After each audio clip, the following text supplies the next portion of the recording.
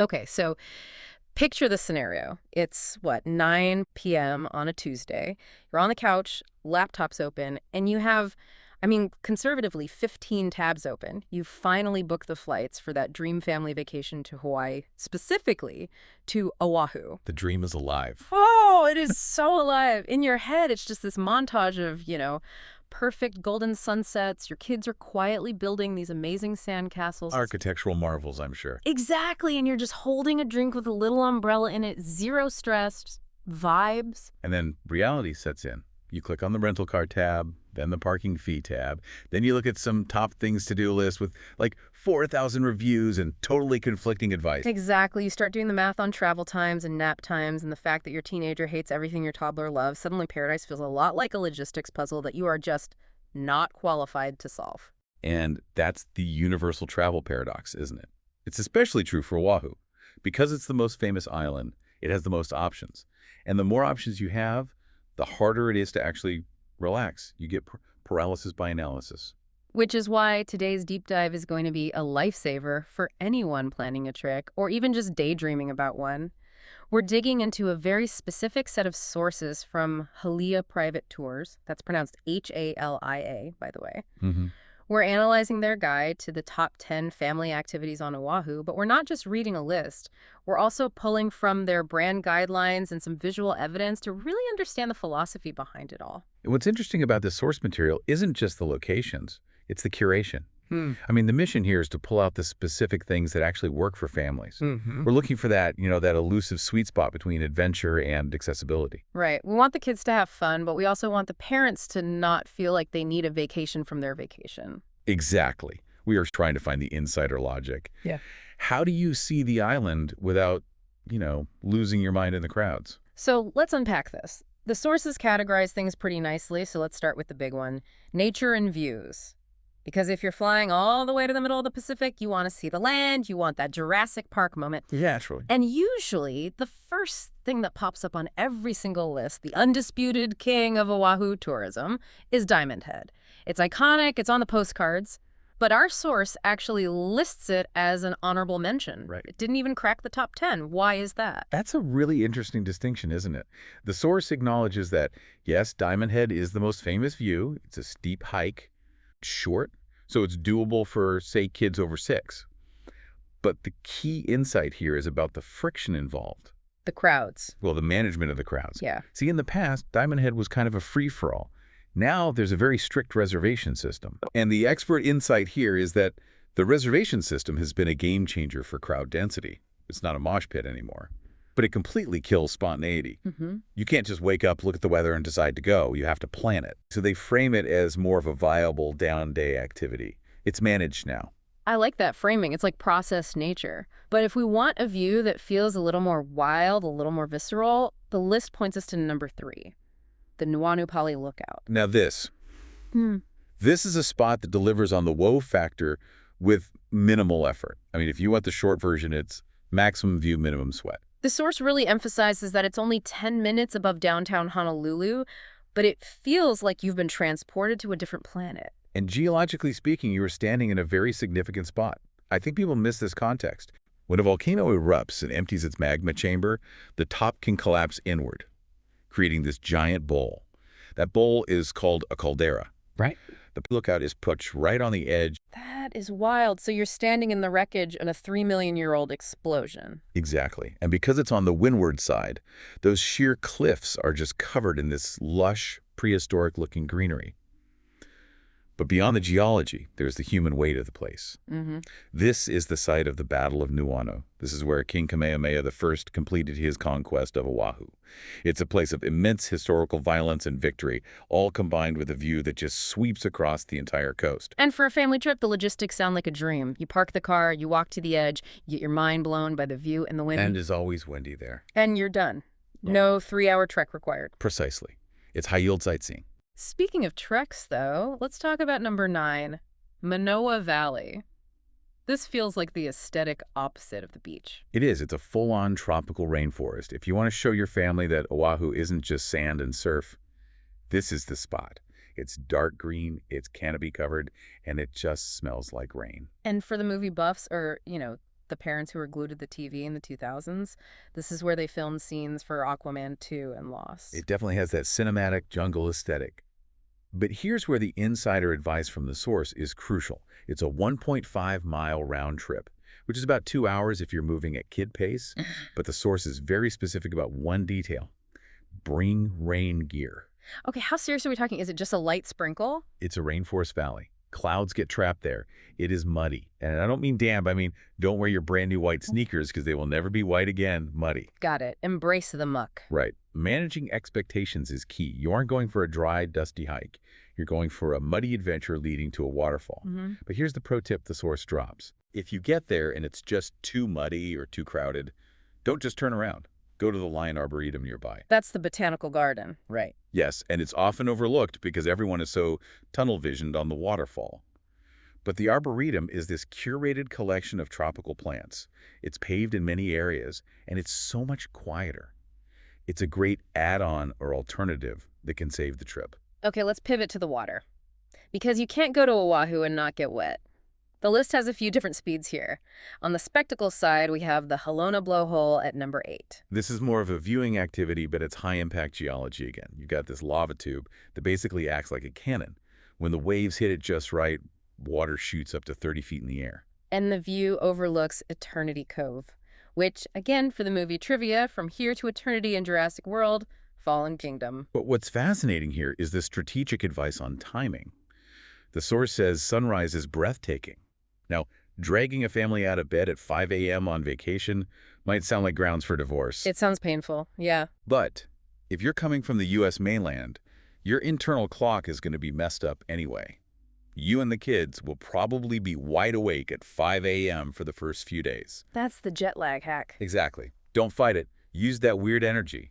Go see the blowhole when the light is golden and the parking lot is empty. Then go get pancakes while everyone else is just waking up. That is a pro move. Now, if you want to actually get on the water, the source points to number 2. This is such a standout for families because of the anxiety factor or, the lack thereof. Ocean kayaking can be intimidating. You've got waves, currents, wind. Oahu Stream is protected water. It's glassy.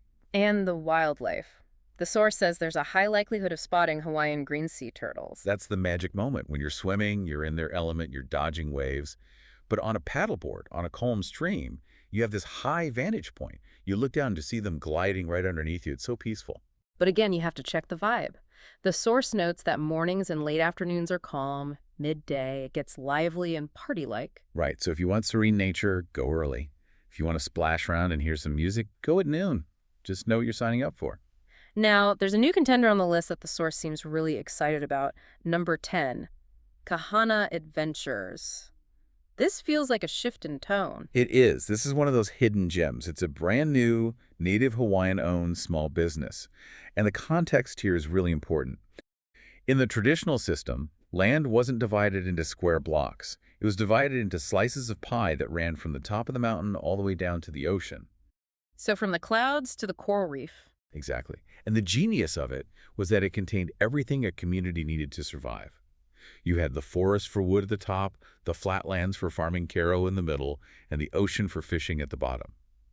A totally self-sustaining system. And most of these have been broken up by development. Almost all of them.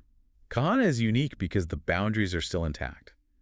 When you visit Kahana Adventures, you aren't just going to a rental kiosk. You're entering a living system. You can see a traditional fish pond. That sounds incredible. And they offer kayak and SUP rentals with river access that leads to a rope swing or the beach. It just feels more personal. Because it's a small family-run operation in a culturally significant place, you aren't just a customer. You're a guest. I love that distinction. But we have to talk about number 1, the winner. The ultimate family activity, it's Waimea Valley. Why did this take the top spot over the volcanoes and the hidden gems? Well, when you look at the criteria for a family trip, accessibility, safety, payoff, Waimea Valley is basically a unicorn. It just checks every single box that stresses parents out. How so? First, the hike isn't really a hike. It's a paved path through a botanical garden. That means strollers are welcome. Wheelchairs are welcome. That's huge. If you have a multi-generational group with a toddler and a grandparent, everyone can do this. And there's a shuttle if you don't want to walk. But the payoff is the waterfall at the end. Unlike Manoa, where you just look at Waimea, You can swim in the pool at the base of the falls. Oh, wow. And this is the clincher. There are lifeguards. Lifeguards at a waterfall. Yes. They require life jackets, which they provide. For a parent, that peace of mind is just unbeatable. You aren't scanning the water for hidden rocks or currents. You can actually relax. Plus, the source mentions amenities, cultural sites, a cafe, And a bar. and a bar. Let's be honest, that might be why it's #1. It's the parents need a break factor. Exactly. And for the movie buffs, this was Jumanji 2 and Joe versus the Volcano. So you have Hollywood history, botanical beauty, swimming, safety, and snacks.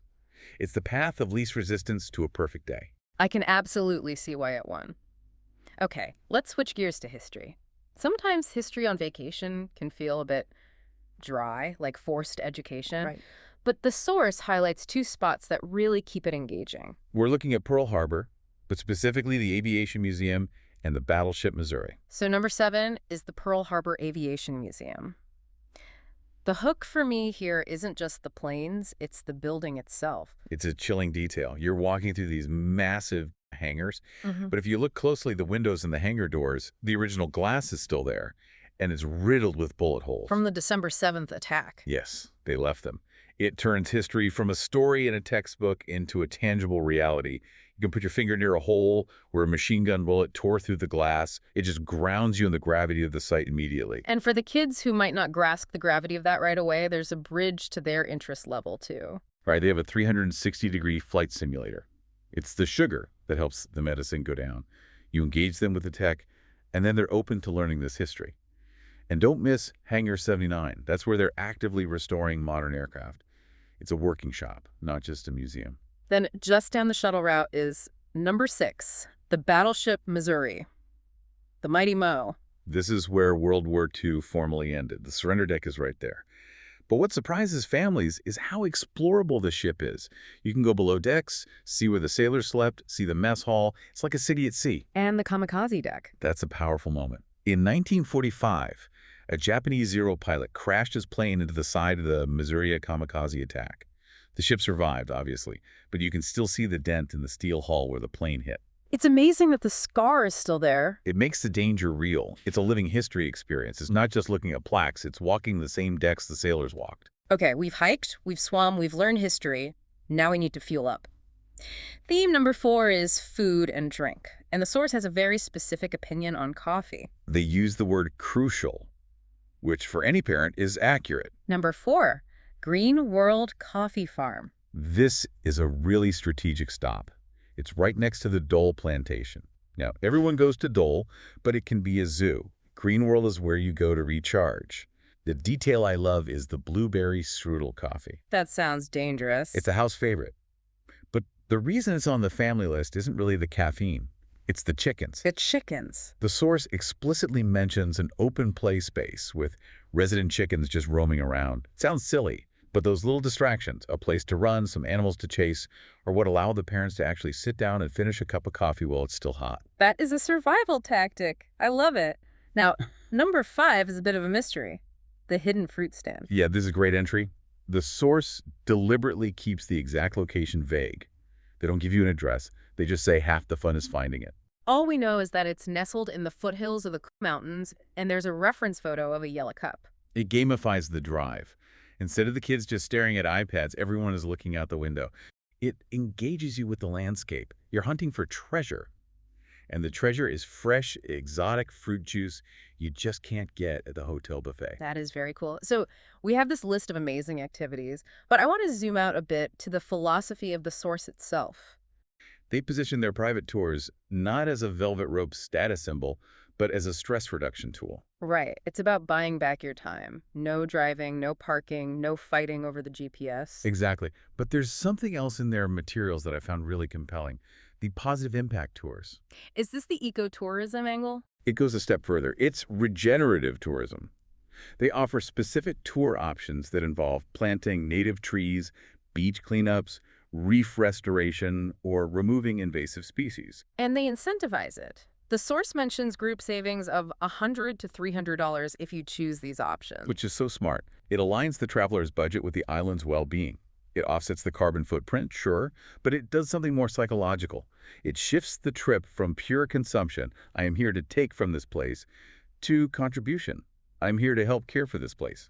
That's a powerful shift, especially for kids. Planting a tree is a memory that sticks longer than just buying a plastic souvenir. Absolutely, and it aligns with the expert reflection from the blog. Mm. These aren't just activities, they are moments where you connect with the land. So, bringing this all together, what does this mean for you, the listener, planning your trip? It means you don't have to choose between a kid's trip and a parent's trip. You can have both if you're strategic. You can have the coffee at Green World while the kids chase chickens. You can have the history at Pearl Harbor with a flight simulator chaser. You can have the adventure of a waterfall hike at Waimea with the safety net of lifeguards and paved paths. It's about finding those places where the logistics don't kill the vibe. And maybe leaving a little room for the mystery of finding a hidden fruit stand. Exactly. Don't overschedule. Leave space for the discovery. Before we sign off, I want to leave you with a thought to mull over. We talked about Kahana Adventures, that new native Hawaiian-owned spot.